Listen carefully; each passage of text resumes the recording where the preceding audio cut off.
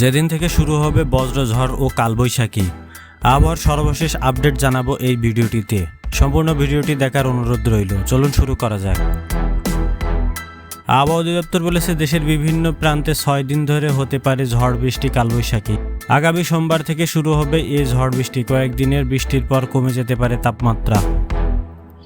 কালবৈশাখীর এই সময় নিজেদের সুরক্ষার জন্য সতর্ক করে দিয়েছেন আবহাওয়া অফিসের কর্মকর্তারা। তারা বলেছে, কয়েকদিনের বৃষ্টির পর তাপপ্রবাহ কমে যেতে পারে, তবে আজ তাপপ্রবাহ কমছে না। আবহাওয়া অধিদপ্তরের আবহাওয়াবিদ মোহাম্মদ আবুল কালাম মল্লিক বলেন, সোমবার 6 মে থেকে দেশের বিভিন্ন স্থানে বজ্রঝড় শুরু হতে পারে। এমনিতেই এখন কিছু কিছু স্থানে বৃষ্টি হচ্ছে, তবে তা আরও বাড়তে পারে। আর এ অবস্থা হয়তো 6 দিন ধরে থাকবে। আজ শনিবার 4 মে সকাল আবহাওয়া অধিদপ্তরের পরবর্তী 24 ঘন্টার আবহাওয়ার পরিস্থিতি পূর্বাভাস দেয়।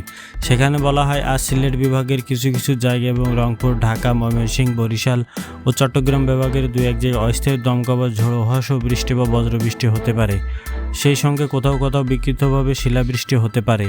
এছাড়া দেশের অন্যত্র অস্থায়ী আংশিক আকাশ মেঘলা সহ আবহাওয়া প্রধানত শুষ্ক থাকতে পারে। আবহাওয়া অধিদপ্তরের তথ্য বলছে, পশ্চিমা লঘুচাপের বর্ধিতাংশ পশ্চিমবঙ্গ থেকে বাংলাদেশের দক্ষিণ পশ্চিমাঞ্চল হয়ে উত্তর পূর্ব বঙ্গোপসাগর পর্যন্ত ছড়িয়েছে। এর প্রভাবে শুক্রবার চট্টগ্রাম বিভাগের কিছু কিছু জায়গা এবং ঢাকা, বরিশাল ও সিলেট বিভাগের 2-1 জায়গায় অস্থায়ী দমকা বা ঝোড়ো সহ বজ্রসহ বৃষ্টি বা কালবৈশাখী হতে পারে।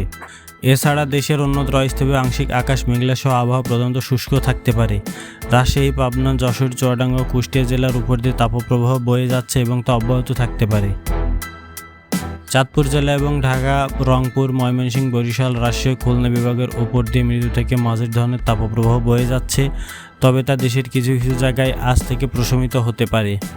সারা দেশে গতকাল দিনের তাপমাত্রা সামান্য কমছে, তবে রাতের তাপমাত্রা সামান্য বৃদ্ধি পেতে পারে বলে জানানো হয় এই আবহাওয়া বার্তায়। প্রিয় দর্শক, এমনই সকল আবহাওয়ার সর্বশেষ খবর এবং ঝড় কখন হবে, কোন জেলায় বা কোথায় আঘাত আনছে ইত্যাদি সকল ধরনের আপডেট জানতে চ্যানেলটি সাবস্ক্রাইব করে আমাদের সাথেই থাকুন। আল্লাহ হাফেজ।